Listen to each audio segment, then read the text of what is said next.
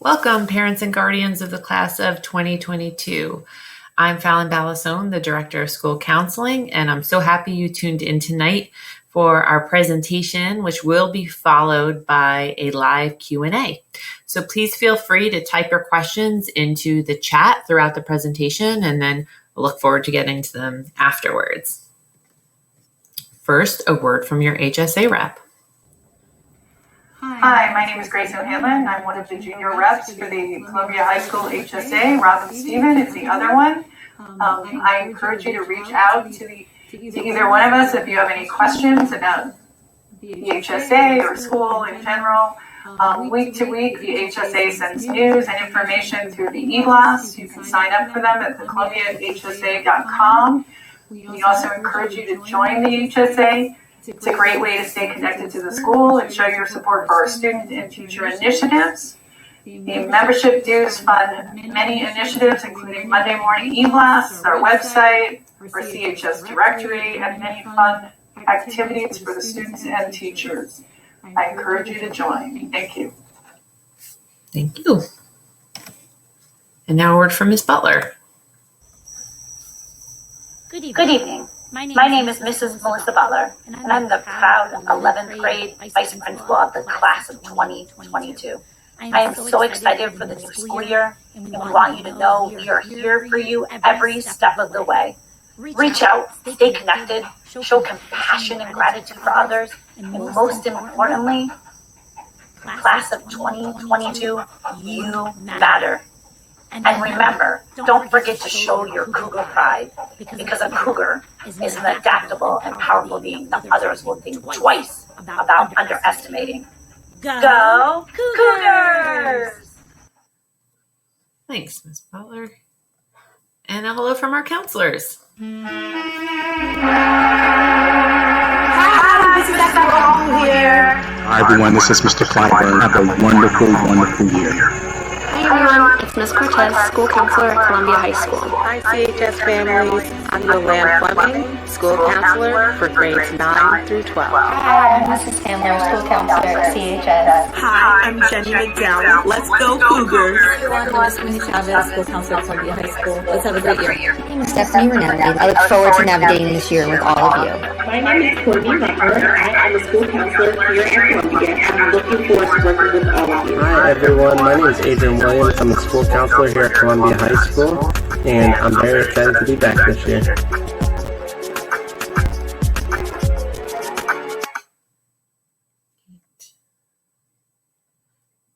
So before we get too far into our junior parent guardian night presentation, we just want to make sure that everyone is equipped with all the different platforms you need this year to be successful in virtual learning for Q1 CHS.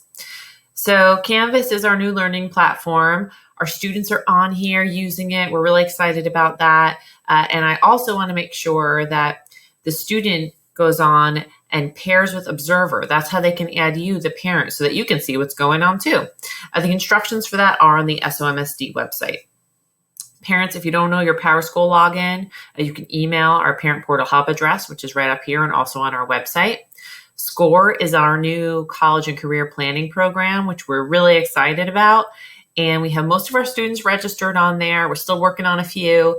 And we're also now trying to get parents registered. So if you are not registered, you can contact your student's counselor and they'll send you a unique invitation that's connected to your child's account.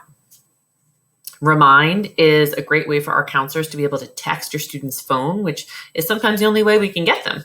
So please make sure your student is signed up for their counselor's Remind account. The codes for that, they're on the Counseling Center's Canvas page. And make sure everyone's checking their email. Your students should be checking their SOMSD email regularly. And parents, whatever email address you have in PowerSchool is where you're getting communications from the school. So keep that in mind.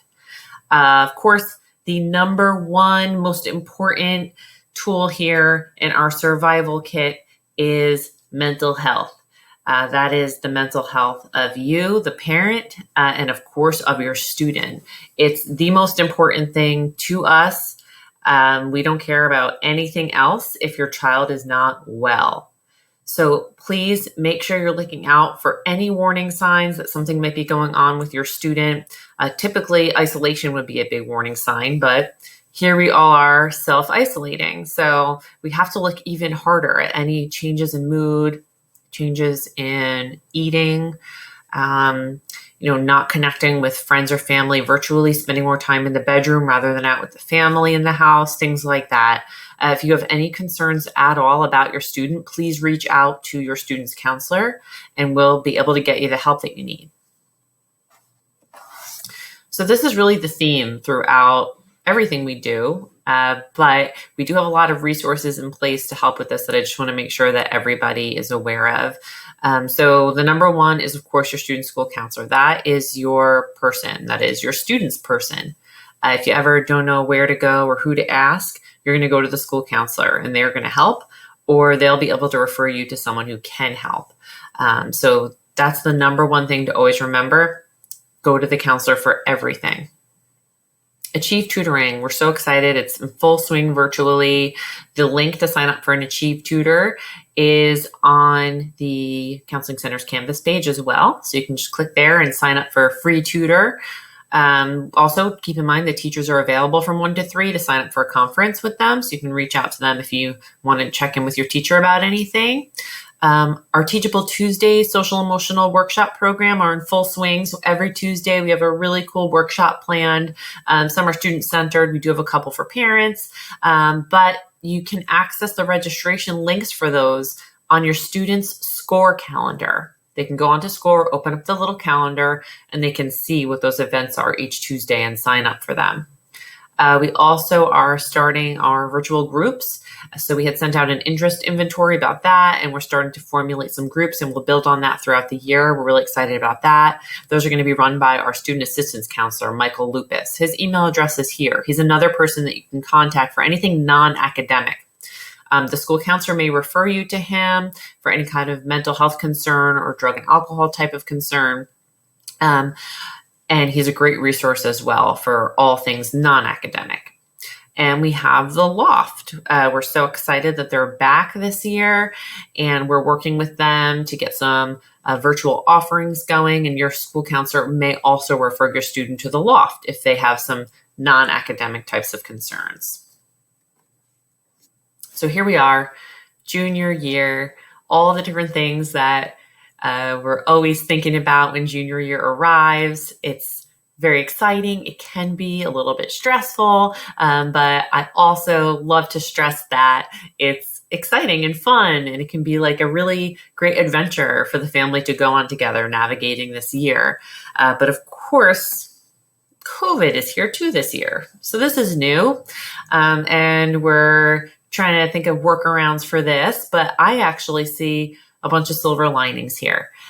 So the colleges have done a great job of getting virtual offerings up on their websites. So a couple of years ago, I may not have been recommending virtual tours to students because they weren't very good, but they have really upped their game, these colleges, and the virtual tours are very cool. It really makes you feel like you're there. And they also have information sessions, webinars all the time on the website. So many offerings there. Test optional is going to be a big one. So you all may have heard that most schools, not all, have gone test optional, which means that they are not requiring the SAT or the ACT for admission for the class of 2021. Some schools have said they're going to remain optional for the class of 2022, but not all the schools. So you got to look carefully there. But throughout this year, we'll see what happens and see how many other schools announce they'll be optional for your class as well. And then, of course, there's the big question for students right now. What is college even going to be like? You know, maybe they're thinking, oh, I really wanted to go to Ohio State because I wanted to go out to the big football games and all that kind of fun stuff. Is it even going to be available to me like that if I were to go there? We don't know. We, of course, hope that we return to some sense of normalcy, or at least a new normal that's still fun by the time your student goes off to college. But I feel like this is a good opportunity to start having those other conversations with your student about what college is going to be like beyond the fun social life and sports games, which is a big part of it, of course, but it's a great opportunity to start to focus on some of those other things. What academic opportunities are there for me at these schools? What differentiates one school from another academically? What other opportunities for career planning are there at these schools? How do I access the faculty at these schools? Is there a faculty in residence program where a faculty member lives in the freshman dorm? I love those programs. Like, what cool things do these schools have that go beyond the typical, social life that can sometimes lead us to be interested in one college or another? So even though things are unpredictable and unknown right now to a certain level, I think it's a fun, exciting time to be looking at colleges because it is forcing us to look at it and the whole process in a new and fresh way. So before we really start thinking too much about how to prepare for college, we do need to make sure that we graduate high school. So here are our graduation requirements, which are in the course offerings guide on the website and many other places. Your counselor monitors this for you. So they're keeping track. They're going to talk to you about this when you come to request your senior year courses in the spring. And they'll let you know if there's any issues or what you definitely need to take and things like that. They're counting up those credits for you. So keep in mind that in order to be a senior next year, you do need to have earned 90 credits. Most of you will have earned more than that. But some of you may be kind of close there. You've got to be real careful. Make sure you get to that 90 mark. If you don't have 90 credits next year, you will still be coded as an 11th grader in Power School. In order to graduate, you need 120 credits. And again, most of our students have more than that when they graduate. There's also a state assessment requirement, which can be met through the PARC. But if not, there are other alternates to meet this testing benchmark, either through an SAT or ACT score, a PSAT score, and we are planning to administer the PSAT to the juniors in January, so that will hopefully help most of our students meet the testing benchmark. If they don't, we'll have opportunities for students to take the ASVAB, another alternate exam that's accepted as a second pathway. And we'll work really hard to give as many opportunities as possible for our students to meet these pathways. But if they still don't by the time they're a senior, they will be enrolled in a portfolio course as part of their CHS day where they work with a teacher on a portfolio that gets sent to the state to meet the benchmark. You might note that if you have younger students, the state has not yet released test assessment requirements for the class of 2023 and beyond. So we're waiting on that. All right, now we know what to do to graduate high school. What are our options for after? So there are so many cool things that you can do after high school. It's unbelievable how many options there are. These are some of the main ones. And most of our students do apply to four-year college. So a lot of our programming and this event are focused on the four-year college admissions process. But that doesn't mean that your counselor can't help your student with all of these other options. It's just that since I'd say over 95% of our students put in an application at least for four-year college, that's what we focus a lot on. But there's wonderful other opportunities. Increasingly popular is the gap year. So keep in mind that a lot of structured gap year programs do require you to have deferred admission to a school. So that means that you went through the college admissions process with your counselor senior year here, and you got into a school, you told the school you were going to come, but for the following fall. So you deferred your admission for a year to do the gap year in between. So we still encourage students to go through the college process with us, even if they're interested in a gap year. Also increasingly popular is the two-year college option. This year, a lot of the graduated class of 2020, when their four-year college decided to go virtual for the semester or the year, decided that they were going to start a two-year college. And I'm actually glad to hear that this is widely accepted and becoming increasingly popular, because it's a wonderful option for students who maybe can't afford or don't want to finance four-year college right away, aren't totally sure of what specific discipline they want to go to and want to kind of try things out at the two-year college first, need to stay close to home for any reason, don't want to live on campus, so might as well be paying for the same kind of credits at the two-year college. Lots of good reasons for that as well. So the counselor's here to help with all of that, but we do focus on that for your college admissions process, since most of our students are pursuing that. A great way to start the college search is via SCOIR, our new college and career planning program. So this is the college search page of SCOIR. Right when you log in, you'll see there's a college search option. And you would just click through and select all these different criteria about how far away it is, what kind of majors it has, what kind of setting is it in, is it rural, is it urban, things like that. And it'll give you a bunch of results. So it's okay if your student does not know the answers to the questions from the college search. It's all about starting the conversation about these things. It'll help you identify what you need to think more about, what you need to talk more about, research more about this year to help your student identify what's important to them. So you will get some results, and then you'll be able to look at each college's profile. Here's one example of Ramapo, and you'll see on each college's profile that there's a little place where you can click Add to My Colleges. That will add the school to your My Colleges page in SCOIR. And you'll see here, the student has a little list going of schools they're following. This is a great way to start the college search and to start to keep track of things that are interesting to you. Each school on their profile has something called a scattergram, where you can see all the admissions data of our Columbia High School students from the past 15 to 20 years who applied to the school. So right now we're looking at a school scattergram, and all the symbols in this little graph represent Columbia High School students who have applied. They're plotted by their GPA and their test score. The green circles got into the school and the red triangles got rejected from the school.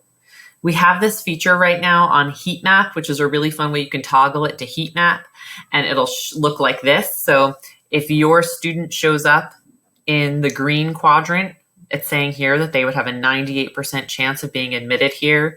If they were to show up in the orange quadrant, they have a 31% chance of being admitted here. So, if they're in the green, that's maybe a likely school, a school they're likely to get into.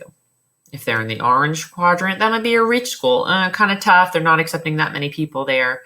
If they're in one of these yellow quadrants, then maybe that's a level school. That's right at your level, right in your wheelhouse. They're accepting students like you, maybe not everyone, but a lot of students like you. It's really fun to use these graphs to try to figure out what kind of GPA that the schools are looking for admission. We do ultimately recommend about 10 schools, a couple reach schools, mostly schools that are level for you, and definitely a couple of likely schools that also would be affordable for your family. It's important to note that as well. All right, what do we do now? We sat down, we did this college search on SCOIR, we have a little list, we looked at the scattergrams, it looks like we're kind of in the right range here for the GPA. What do we do? Well, one of the best things that's coming up is the junior meeting. I love the junior meetings. They're so fun. So your counselor is going to meet individually with you and your student beginning in January, February time to sit down and kind of hash this all out together. It would be great if you came to that meeting having gone on SCOIR, had the conversation as a family, maybe had a few schools in your SCOIR list already to start that conversation. If you don't have anything, that's fine. Your counselor will start from scratch with you. But the junior meeting is a great way to sit down and talk with your counselor about this process. And it's really fun for the student. It's really their first time kind of sitting down and talking formally about life after high school. So we always look forward to those.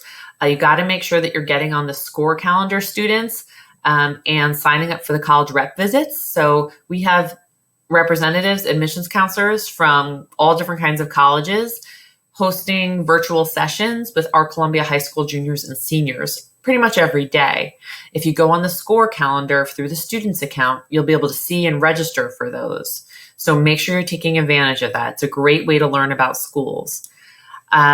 Those virtual tours, like I mentioned before, in those information sessions, you can schedule those. Like we have this week coming up in November where there's no school, that teachers convention week. It's a great time to kind of sit down and make a calendar and sign up for some virtual tours and information sessions and almost like pretend you're on a little real college trip. You could also get in the car and go drive down to Rutgers or to Rowan and just see what a big university is like. They're not formally accepting visitors, but you can still just go check out the neighborhood, see if there's restaurants and shops nearby, if it's a place you'd be comfortable living for 4 years, and then come back up and drive by Drew University in Madison to see a smaller liberal arts school. There's things you can do even if the schools aren't formally open for visiting. And then, of course, it's time to start preparing for the applications. It's not too early. You want to start early and very slowly chip away at some of the things that you'll need to work on so that you don't have that moment a year from now where you're in a panic about your applications. So we are going to talk about some of the application requirements now. The transcript is super important, especially now that so many schools are going test optional. It's really the best way they have to assess your academic abilities. And one thing that shows up on your transcript, in addition to all the courses you've taken at Columbia and your grades, is your GPA calculation. So that's your grade point average. So this is how we calculate GPA. We do have two different types of GPAs, an unweighted and a weighted GPA. The unweighted GPA is simple. At the end of the year, you're going to get a grade in the class, and that grade has a numerical value associated with it. Those would all get averaged out, and that's your unweighted GPA for the year. The weighted GPA is a little more complicated because, first of all, the weighted GPA is only considering the core academic subjects. And you can see here that the numerical value of the letter grade goes up as the level of the course goes up. So like a B plus in an honors course is a 4.0, but a B plus in an AP course is a 4.33. So you can have a higher GPA for getting the same grade in a higher level class. So both of these calculations do show up on the transcript. Please keep in mind that your GPA is only updated at the end of each school year when you have final grades. So if you look on PowerSchool and see a GPA right now, that's your GPA from 9th and 10th grade averaged out. That's not considering what you're doing right now. You don't have a GPA assigned to what you're doing right now because it's not over yet. It's not over until you don't get a GPA until it's the end of the year and you have a final grade in that class. So it's kind of fun if you want to set some goals for yourself and you're like, all right now I'm in mostly honors classes and my GPA is like a 3.33. So I'm going to look on here under the honors column. 3.33 is like a B minus average. So if I want to raise my GPA this year, I better be aiming for B's or above. That would raise my GPA. So it's kind of a fun way to think about it. We get a big question often, what counts more for colleges, weighted or unweighted? It's very complicated, but if we had to answer, it would be weighted because our weighted, again, is looking at those core subjects and considering the level. And that's what the colleges are looking at. They're mostly looking at those core subjects and they are looking at the level of rigor. Speaking of rigor, we went over those high school graduation requirements.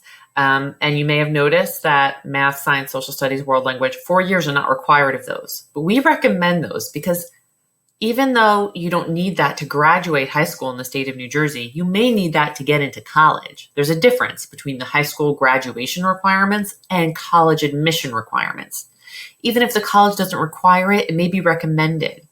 So your counselor is going to be encouraging you to stick with these subjects for all 4 years. If you are interested in something specific like engineering or business where you're going to be applying to a specific program at a college, you're going to want to take advantage of our related electives and make sure you request those for senior year if you haven't already taken them, because the college will expect that you have explored it a little bit and have some evidence of that. And of course, keep in mind, those credits are required to graduate. Doesn't matter what grade you get, you still graduate as long as you earn credit. But earning good grades is just going to give you more options, all right? Everybody ends up somewhere. All of our students always end up with a plan, but those who have worked hard for those better grades have more options. So there are options for everybody, and the counselor will help your student figure out what options they have, but you will have more options the better your grades are. It's always great to remind our students that they are more than their GPA. As much as we encourage, we always have to remind ourselves and them that it's not about that. It's about being a good person first and foremost. And that, in an interesting way, comes out in the application in other ways. And the colleges are now doing more holistic review processes now that they've become test optional. They're forced to look at some of those other parts of the application, like the recommendations, the essays, your child's story, their activities, what they're doing with their time. Are they volunteering? Are they doing service? Are they leading? So we can all write this little sticky note and post it on our refrigerator to remind ourselves every morning and remind our students that, of course, we want to encourage them to do the best they can, but it's about so much more than that. So again, I'm hoping that the colleges decide to remain optional for the class of 2022 largely, but we do have to keep in mind this year that if there's an opportunity to take one of these tests, you probably should, just in case, because we don't know for sure what's going to happen with all these colleges. So we're an SAT testing site at Columbia, so we're hoping to add additional dates throughout the year for that, and we'll keep you informed of that. If you want to take the ACT, then you would go to a local high school. You have to register for either of those exams on the company's websites, not through Columbia High School. It's on these private organizations' websites. So you just got to kind of keep your eye out for that. If you're in Algebra 2 this year, you probably don't want to take the test until later in the year anyway, since there's Algebra 2 on the exam. Keep in mind that if a college is not test optional for you and it's a very competitive college, you have to look carefully because they may also require additional testing. So it is your responsibility to be aware of all the requirements for your own college. If you receive free reduced lunch and you need a fee waiver to pay for the SAT, you would just contact Ms. Petrosha in the counseling center. So that holistic review process that the schools are moving towards since they've become test optional does involve, reading the recommendations that come in for a student, which is so exciting for us that we get a chance to really shine here and, give our 2 cents and brag about how wonderful all of our CHS students are. So keep in mind that a lot of colleges look for 2 teacher recommendations. You have to check the requirements for your own school because they may require 3, but most 2 will suffice. Some don't even require any. But you want to be prepared to think this year about asking at the end of the year 2 of your current teachers for recommendations. Again, you're not asking them now. You'll ask at the end of the year because you just met them. But you want to keep in the back of your mind this year that you will be asking 2 of those teachers. So as a parent, you want to remind your student of that so that they can engage, connect, participate in those courses, so that they're in a really good spot to ask the teacher at the end of the year for that recommendation. The counselor also writes a recommendation as well. And your counselor will review this with you at your junior meeting in January, February. But there are a couple of surveys in SCOIR that you'll fill out for all of your recommenders, which helps write the letter. And those are required. So your counselor will review all of this with you at the junior meeting. Just something good to keep in the back of your head. Also, no need to worry about the applications or the essays yet. But in February of each year is when those essay prompts officially come out from Common App, which is a popular application website.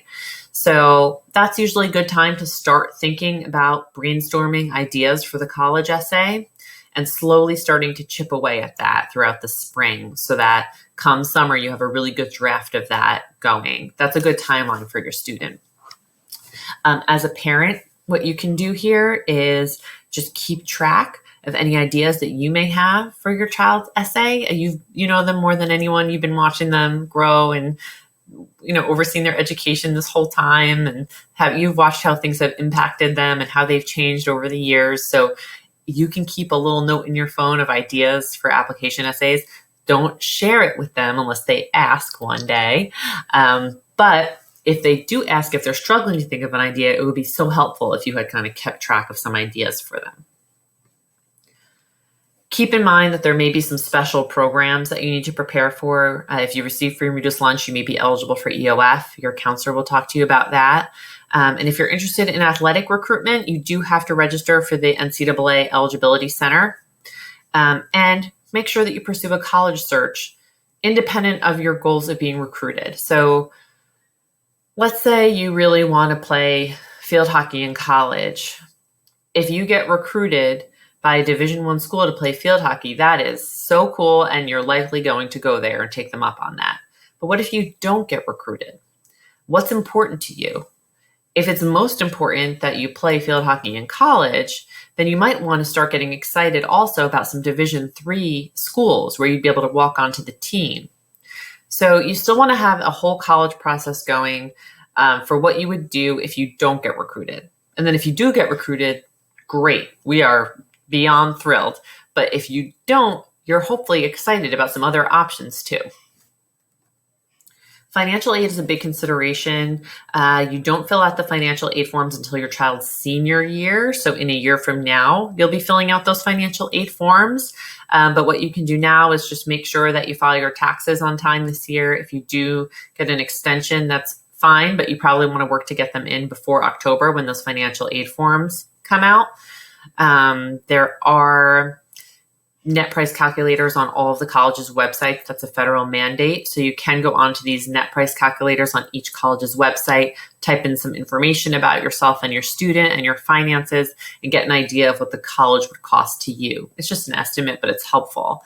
There's also the FAFSA forecaster on the government website, the FAFSA website, which is right here, which will give you an estimate of how much federal aid you may be eligible for. So there are some things you can do now to get an idea of where you're at prior to next fall when you actually fill out the financial aid forms. That was a lot of information. So all that said, we have to kind of bring ourselves back to this idea that none of that matters if we don't have our mental health in check. So the interesting thing about junior year is that it's really connected, the college process and mental health. So I think that as a parent, you can just come from a supportive stance to your student and just be there with any questions they have, help them find the answers.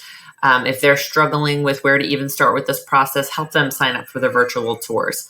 It's a lot for a teenager to start to think about. It's big decisions that they may not feel equipped to make. So anything you can do to support and encourage that will go a long way. And then most importantly, just keeping really vigilant about any mental health concerns at all and reaching out to the school counselor if there's any concern. Please, we will be able to help you. We will be able to help your student. So you want to just make sure that you're encouraging wellness this year and helping them navigate this junior year and this college process in a way that's just supportive, and just hug them and love them as much as you can. So now what do we do? All right. Other than monitoring the health of your child, which is number one and the only important thing to us really in the end, there's other things that you can do. I highly recommend the weekly appointment with your student to talk about school stuff and about college stuff. So I know it may seem rudimentary to be checking Canvas and PowerSchool at this point since they're a junior, but don't forget this is new for them, this virtual learning, and it's a lot to organize. So it's kind of like going back to freshman year where you maybe had to do a little more hand-holding. It's okay to have to go back to that right now because this is new for them. So if you need to have that weekly check-in time to make sure everything's in order on Canvas, that's recommended. Definitely set up that weekly time to sit down and discuss college. Maybe it's like every Sunday night after dinner. You sit down, you make a cup of tea, and that's the time that you guys talk about college and that you promise not to talk about college the whole rest of the week. That goes a long way. It gives your child a chance to prepare mentally for that conversation and not feel like it's going to get thrown on them with no warning. Be honest about any restrictions on the college list. So if you are not going to be able to support your child flying somewhere on an airplane to college or a college with a certain price tag or whatever it is, be honest about it now, so that we can encourage them to get excited about things that are realistic. Again, plan those virtual visits, road trips. This is like the fun part that can really be a good bonding experience between the student and the parent. So you should, if you're able to, like take one day off work or over a weekend is fine now since it's virtual anyway. And that week that the student is off in November, really plan this like virtual college trip with them and kind of sit down together and have fun doing some virtual tours and information sessions. Or if you're able to get in the car and take a little day trip driving around to see what some of our college areas are like just in New Jersey, it can be really fun. So I highly recommend that. And help them remain aware of any opportunities for testing, even though, again, we're hoping that it goes optional across the board for the class of 2022, but we're not totally sure right now. So just helping them be informed of opportunities to take an SAT or an ACT and making sure they get on there and register for that. And any opportunities for prep. Again, Khan Academy is great for the SAT free prep right there. And of course, the little secret note in your phone of potential essay topics for them that you don't need to impress upon them right now. But, if we start moving into the spring and summer and they're really struggling to think of an idea, you can kind of bring it out and have some good ideas, which could help get them moving on that essay. So those are some little takeaways of action items. I thank you so much for tuning in, and I'm now looking forward to getting to your questions in the chat.